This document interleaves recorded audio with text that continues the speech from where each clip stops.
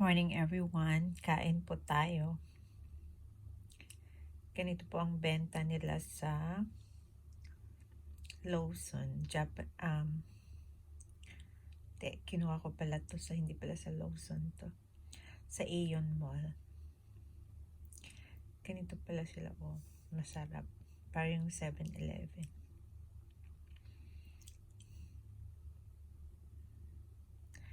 Let's eat. Breakfast ko na to. Diba kompleto na? That's 500 plus. Yan. Pero naka 30%. Hindi ko alam kung bakit. Sarap po. Kamutak. Dito na ako sa kumain. Yun. Hindi ko maintindihan.